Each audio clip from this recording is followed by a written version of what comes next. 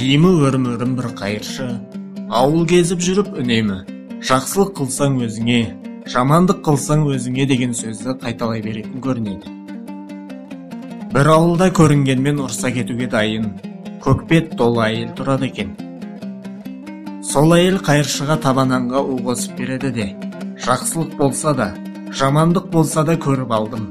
Мә, сөзіңде, өзіңде құры деп мысқылдайды. Қайыршы кетеді.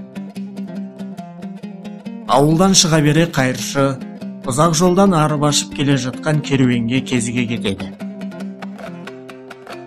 Керуенге ілесіп азып тозған егде кісі мен жас жігіт қайыршыдан нан сұрайды. Қайыршы көкбет әйел берген нанды ұстатып, жөніне кете барады. Аздан соң нан жеген қос жолаушы уланып, жан тапсырады. Керуендегі жұрт дүрлігіп жиналып қалады да, біреуден біреуі сұрап, бұл әлгі қайыршының ісі екенін біледі.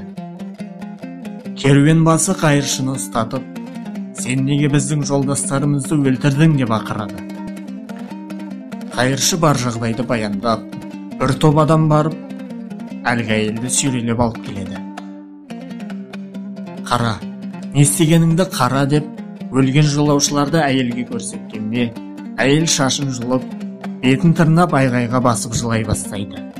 Сөйтсе, әлгі әкелі балалы жолаушылар көп уақыт бұрын сапарға кеткен өзінің ері мен ұлы екен.